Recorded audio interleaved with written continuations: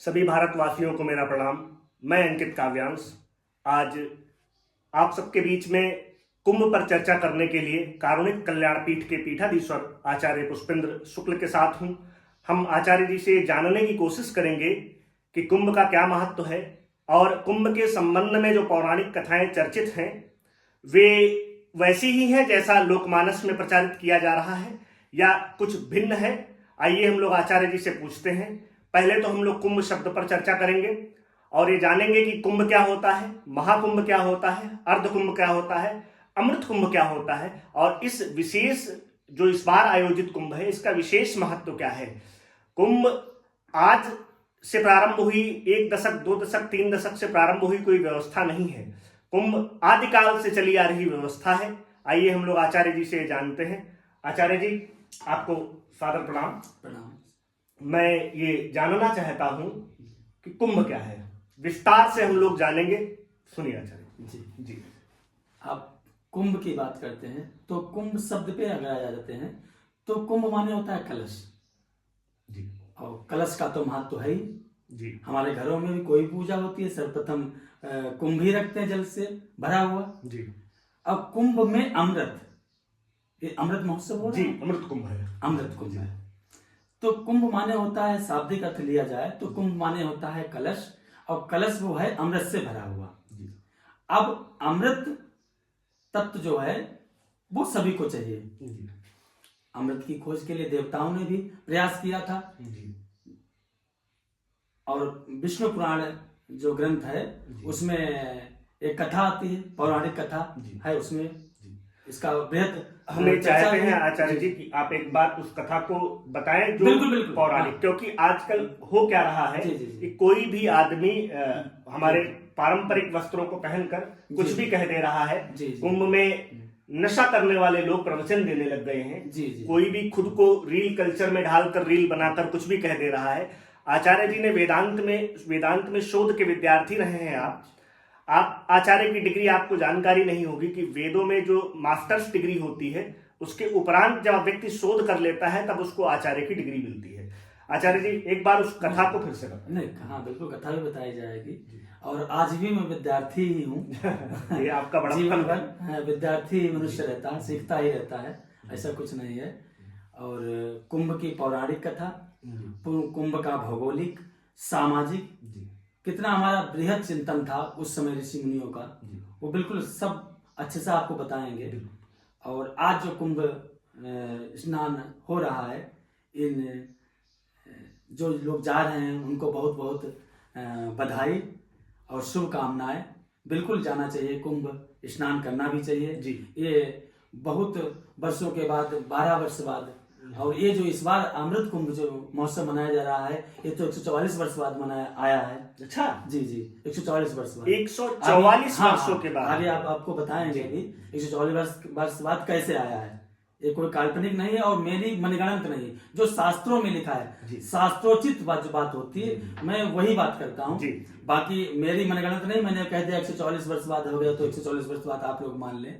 मैं आपको गणित पूरी बताऊंगा। 144 वर्ष बाद कैसे आता है, 12 वर्ष बाद कुंभ कैसे आता है, 6 वर्ष बाद कुंभ कैसे आता है और हर वर्ष कुंभ कैसे पड़ता है। अरे वाह जी, हर वर्ष 6 वर्ष, अर्ध कुंभ, पूर्ण कुंभ और महाकुंभ, ये सभी विस्तृत चर्चा इस में चलेगी। यही हम लोग चाहते भी हैं। बिल्कुल। सर्वप्रथम तो आप ये समझिए इसका महत्व, क्योंकि जब तक हम किसी चीज का महत्व नहीं समझेंगे तो उसके प्रति हमारी आस्था नहीं होगी। महत्व जानना चाहिए। भले ही हम चले तो गए लेकिन महत्व हमको नहीं पता है, पड़ोसी जा रहे हैं इसलिए हम जा रहे हैं और महत्व नहीं पता है तो आपको कोई फल नहीं मिलेगा। आप गए, स्नान करके चले आए, भागम भाग गए, भागम भाग चले, गाड़ी खड़ी किए और निकल लिए, तो उसका ऑरा में आपको प्रवेश करना है तो लिखा है कम से कम 1 रात्रि प्रवास करना चाहिए कुंभ में। 1 रात्रि, 3 रात प्रवेश करना चाहिए, नहीं 3 रात रुक सकते हैं तो 1 रात जरूर प्रवास करें। और लोग तो वहां पूरा अपना अनुष्ठान कर रहे हैं, यज्ञ कर रहे हैं और आहुतियां दे रहे हैं, तो आप भी लोग जाएं और सपरिवार जाएं, न सपरिवार जाएं, अपने परिवार की तरफ से एक आहुति कुंभ में जरूर डालें जो अनुष्ठान चल रहे हैं। जी अभी कुछ देर पहले हम लोगों की चर्चा हो रही थी, वीडियो रिकॉर्डिंग तो बाद में शुरू हुई। जी जी। आपने कहा स्नान का जो फल मिलता है, स्नान का फल क्या है और क्या स्नान का फल सभी साधकों के लिए अलग अलग होता है, उस पर भी कुछ पता? नहीं, बिल्कुल। स्नान का फल जो है वो हमारे मनोवृत्ति पे आधारित है। मनोवृत्ति पर आधारित हाँ, है। बिल्कुल। हमारी मनोवृत्ति क्या है जी। लिखा है, यथा गोष सहस्रेषु बालो गच्छति मात्र। जैसे 1000 गायें हों, 1000 गायें हों और उसके बालक को छोड़ दीजिए आप, वो अपनी माँ को ढूंढ लेगा जाके। ऐसे ही हमारे जो कर्म हैं हमको ढूंढ लेंगे भाई। एक पूर्ण क्षेत्र पे, एक मुहूर्त पे लाखों लोगों ने डुबकियां लगाई, फल सबका अलग अलग क्यों हो गया? सोचना चाहिए कि एक ही स्थान पे एक ही मुहूर्त में लाखों लोगों ने डुबकियां लगाई और फल सबका अलग अलग क्यों? कि हमारी मनोवृत्ति क्या है? हमारी मनोवृत्ति जैसी होगी हमें फल वैसा मिलेगा। इसीलिए कहा गया मन शुद्ध रखना चाहिए। और मन कैसे शुद्ध होगा? अन्न शुद्ध हो, आहार शुद्ध होगा तो मन शुद्ध होगा, बुद्धि शुद्ध होगी। तो सर्वप्रथम नियम हमारे यहाँ बताए गए हैं कि कुंभ जा रहे हैं, स्नान पूर्ण क्षेत्र में जा रहे हैं, तो पूर्ण क्षेत्र के कल्पवास के नियम क्या हैं, तो वो जब आप फॉलो करेंगे तो निश्चित ही लाभ मिले। आज लोग कहते हैं कि कर तो आए लेकिन कुछ लाभ नहीं मिला, उसके मानक हैं भाई। अब उन मानकों के आप पूरा करेंगे तब उसका फल अवश्य मिलता है। लिखा है अन्य क्षेत्रे कृतम पापम पूर्ण क्षेत्रे विनश्यति। आप कहीं भी कोई पाप करते हैं वो पूर्ण क्षेत्र जाने पे विनाश हो जाता है, लेकिन पूर्ण क्षेत्रे कृतम पापम वज्रलेपो भविष्यति। अगर आपने पूर्ण क्षेत्र में जाके वहां कोई गलत काम किया तो वज्रलेपो भविष्यति, उसको कोई मिटाने वाला नहीं है। इसलिए सोच समझ के जाना चाहिए और पाप तो दूर दूर तक नहीं करना चाहिए। किसी को आपसे, आपके कोई कृत्य से किसी को कष्ट नहीं होना चाहिए। पूर्ण क्षेत्र में जाके हो सके जितना दान, जितना धर्म कर सके आप कीजिए। और स्नान करना चाहिए। स्नान करने का भी महत्व है। डुबकी कम से कम 3 लगानी चाहिए। हमारे ऊपर 3 ऋण होते हैं, 3 ही दुख होते हैं। कौन कौन से? दैहिक, दैविक, भौतिक ताप है। पितृ ऋण, गुरु ऋण और देव ऋण, 3 ऋण होते हैं। और डुबकी जो लगाएं तो इसका भी एक महत्व है। स्वामी विवेकानंद जी ने रामकृष्ण परमहंस से पूछा था कि ईश्वर कैसे प्राप्त होगा, तो उन्होंने बताया था कि कभी डुबकी लगाए हो और डुबकी लगाओ और इतनी छटपटाहट हो कि अब निकले ऊपर, तो ऐसी छटपटाहट जब होगी तब ईश्वर के दर्शन होंगे। तो डुबकी लगाना चाहिए, इतने क्षण मात्र वहां रुकना चाहिए उसके अंदर। और मनोवृत्ति होनी चाहिए। कोई गुरु मंत्र आपने को मिला है तो गुरु मंत्र कर सकते हो, गंगा मैया का स्मरण कर सकते हो। तो इस तरीके से क्रम से जब आप स्नान करेंगे निश्चित फल मिलेगा। वहां एक ऑरा क्रिएट होता है सकारात्मक।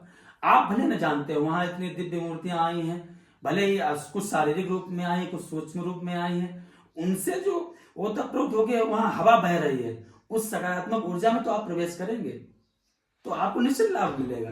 मान्यता यह है कि देवता स्वयं कुंभ में आते हैं, बुलाते हैं तीर्थ। जी। आप अभी पहले हम लोगों की चर्चा चल रही थी, कुछ बता रहे थे कि इतने यज्ञ करने का जो फल मिलता है वो कुंभ के उस महत्व पर एक बात। अश्वमेध सहस्राणि जी, वाजपेय शतानि च लक्ष्य प्रदक्षिणाम भूमौ पूर्ण कुंभ स्नाने फलम लभेत।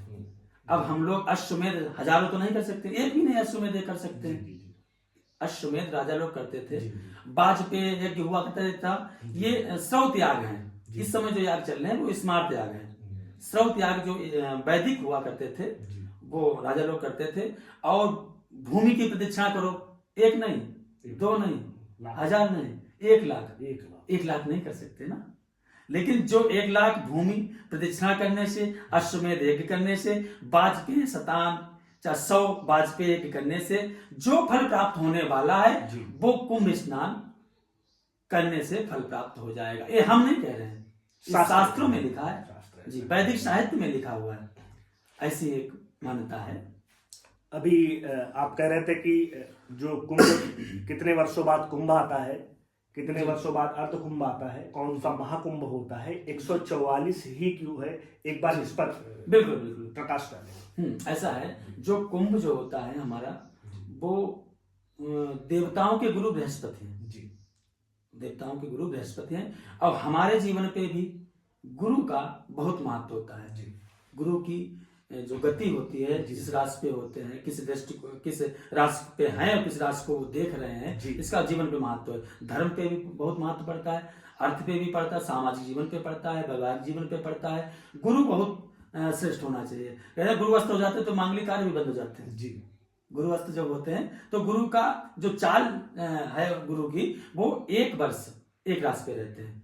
शनि के बाद गुरु ही आते हैं। शनि 2.5 वर्ष रहते हैं एक राशि पे, और उसके बाद जो दूसरे नंबर पे हैं गुरु देवता, जो हैं देवताओं के गुरु हैं, उनकी राशि 1 वर्ष रहते हैं एक राशि पे।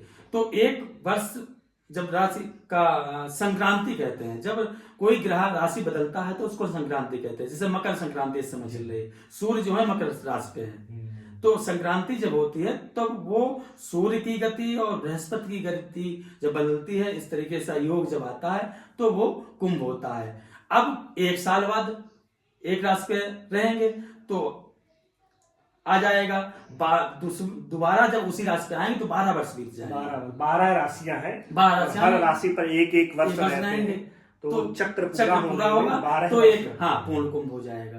पूर्ण कुंभ हो जाएगा, एक चक्र आएगा। अब 12 राशियों पे 12 चक्र हो जाएगा, तो 12 गुणे 12 बराबर 144। तो 144 वर्ष बाद आ जाएगा, वो महाकुंभ होगा। और जो 12 वर्ष बाद होगा वो पूर्ण कुंभ होगा, और जो 6 वर्ष बाद होगा वो अर्ध कुंभ होगा। तो ये अर्ध कुंभ, कुंभ, महाकुंभ, पूर्ण कुंभ, ये अलग अलग प्रकार के होते हैं। और इसमें जो आप अभी बात कर रहे थे कि पौराणिक क्या है, कथा हम जानना चाहेंगे। बिल्कुल बिल्कुल। कुंभ क्यों आयोजित हुआ, क्या आवश्यकता पड़ी थी सागर मंथन की, ऐसा क्यों? जी, क्या क्या निकला था कुंभ में, हम जानेंगे आचार्य। जी बिल्कुल। एक बार देवता और राक्षस झगड़ा तो उनमें हुआ करते था, जी, लेकिन कभी कभी किन्हीं विचारों पे एक भी होते हैं जी। तो एक बार ऐसा हुआ, उन्होंने सोचा कि समुद्र मंथन किया जाए और अमृत प्राप्त किया जाए, अनुसंधान किया जाए। जी। तो कहा देवता लोगों से कैसे होगा, तो विष्णु भगवान के पास गए। ये विष्णु पुराण की कथा है, विष्णु महापुराण है 18 पुराणों में। तो उसमें विष्णु भगवान ने बताया, उनको रास्ता बताई, क्योंकि जब हम कोई काम करते हैं तो ईश्वर के सानिध्य में पहुंचते हैं। देवता जो हैं वो भगवान के पास पहुंचते हैं। तो उन्होंने बताया कि ऐसा है, मद्रांचल पर्वत का मथनी बनाई जाए और बासुकी नाग जो है उसको उससे बांध कर खींचा जाए। तो उन्होंने कहा ठीक है। वो आए और मद्रांचल पर्वत लिया गया और बासुकी नाग की रस्सी बनाई गई, खींचना शुरू किया तो देखा कि वो मद्रांचल पर्वत जो था वो नीचे धस रहा था। जी। तो भगवान ने देखा कि बिना भगवान के तो कोई कार्य पूरा नहीं होता है। तो भगवान जी ने क्या किया, कच्छप उतार लिया। अब कच्छप बन के नीचे वो मद्रांचल पर्वत के हमने पीठ लगा दी नीचे, तो वो मद्रांचल पर्वत रुक गया और मंत्र शुरू हो गया। तो देखते हैं सबसे प्रथम हलाहल विष निकल पड़ा। पूरे सभी लोगों में त्राहि त्राहि मचने लगी, इतना भयंकर विष था। तो भगवान शंकर ने, वो कथानक बड़ा है, तो भगवान शंकर ने उसको ग्रहण किया, पान किया और अंदर तक नहीं ले गए। नीलकंठ कहलाया भगवान, तभी से नाम उनका नीलकंठ भगवान पड़ा। फिर उसके बाद तमाम प्रकार के रत्न निकले, लक्ष्मी निकली, ऐरावत हाथी निकला, घोड़ा अश्वशोभा घोड़ा निकला, चंद्रमा निकला। तो तमाम प्रकार के 14 रत्न निकले। अंतिम में जो था वो अमृत निकला। तो अमृत पहले नहीं निकल सकता था क्या? नहीं, अमृत पहले नहीं निकला। इस पे भी है, आपको बताएंगे। आध्यात्मिक इसका विचार है कि जब हम कोई भी काम करते हैं तो सर्वप्रथम जो होता है, हमको भय दिखाया जाता है, डर लगता है, डराया जाता है कि काम को छोड़ जाओ, भाग जाओ। तो जो डटे रहते हैं तो फिर उनको प्रलोभन दिया जाता है, साम दाम दंड भेद नहीं अपनाया जाता है। उसी तरीके से पहले तो डराया जाता है, फिर क्या होता है कि प्रलोभन दिया जाता है, चलो इतने से मान जाओ, अच्छा इतने से मान जाओ। नहीं मानते, जो डटे रहते हैं वो अमृत तक पहुंचते हैं। और इस पे भी आपको बताएंगे अमृत क्या है जी। और मोक्ष क्या है और अमर कौन होना चाहता है। क्या शरीर अमर होना चाहता है? ये तो बेवकूफी है, शरीर तो नहीं अमर होना चाहता, क्योंकि आपने बीच में छोड़ दिया, इसको बताएंगे आपको। तो जो अमृत तत्व था, कलश जो निकला, उसको लेके जो देवराज इंद्र का पुत्र था वो लेके भाग खड़ा हुआ। तो राक्षसों ने देखा, इसीलिए तो सब मंथन हो रहा था, सब कहानी जितनी थी वो तो सब अमृत के लिए थी, और अमृत को लेके वो राजा जो इंद्र है उनका बेटा लेके वो भाग खड़ा हुआ। तब से भाग खड़ा हुआ तो राक्षस लोग पीछे पड़ गए। अब वो डूबता है घूम रहा है। अब आपको एक बात बताएं, ये 4 कुंभ पृथ्वी लोक के हैं, 8 कुंभ जो हैं देवलोक के हैं। अच्छा, 12 कुल 12 कुंभ जो होते हैं, 12 जगह उसने रखा था उस कलश को। जहां जहां कलश रखा था वहां वहां कुछ अमृत छलक गया, जहां अमृत छलक गया वहां वहां कुंभ स्नान का महत्व होने लगा। तो पृथ्वी पर 4 स्थान कौन से? 4 स्थानों में प्रयागराज आता है, हरिद्वार आता है, नासिक और उज्जैन, ये पृथ्वी लोक के 4। और 8 जो हैं वो देवलोक के हैं, जो हम लोग नहीं, लेकिन पृथ्वी लोक पे 4 जगह होते हैं और चारों जगह स्नान होता है कुंभ का। और वो हम बता ही चुके हैं आपको कि भौगोलिक ग्रहों के नक्षत्र पे जो आता है पूर्ण कुंभ आता है। और सामाजिक जो होता है, फिर वो जो कुंभ लेके कलश लेके जा रहा था, तो जहां जहां रखा, इसकी कथा तो बहुत है, लंबा हो जाएगा, किसी दिन विस्तार से चलेंगे। जी इस पे भी, हाँ बिल्कुल कथाओं पे चला जाएगा। अभी एक कुंभ जो मनाया जाता है, इसका सामाजिक भी बड़ा गहन अध्ययन किया जाता था कि हमारा वैचारिक मंथन हो। वहां पे कुंभ जब होता था तो देश देश के लोग आते थे वहां पे, और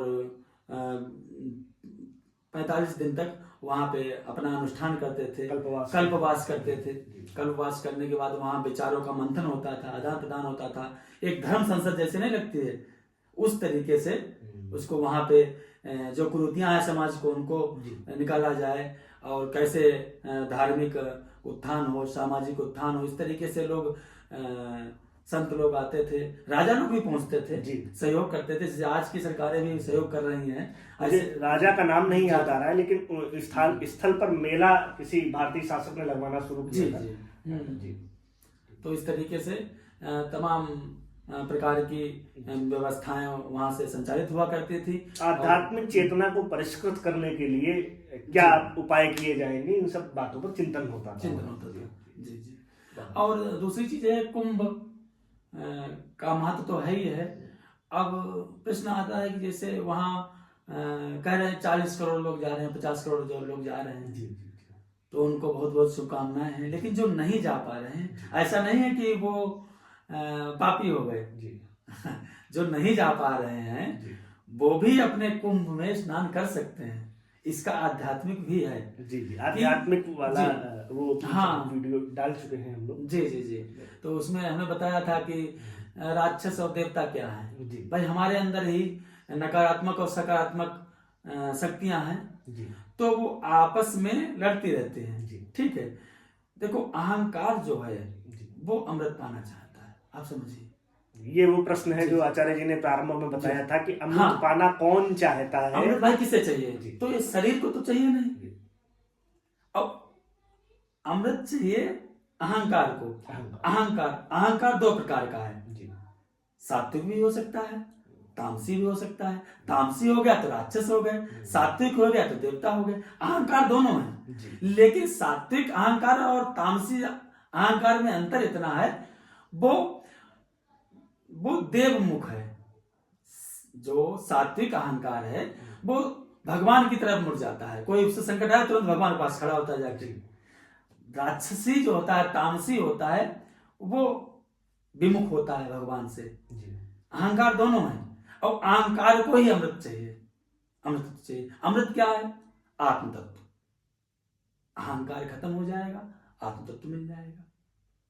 इस विषय पर हम आचार्य जी किसी दिन विस्तार से बैठेंगे, क्योंकि ये गहरी आध्यात्मिक चर्चा मुझे ऐसा प्रतीत हो रहा है। आचार्य जी ने कुंभ के सामाजिक और भौगोलिक, ज्योतिषिक, आध्यात्मिक कई प्रकार के महत्वों पर चर्चा की है।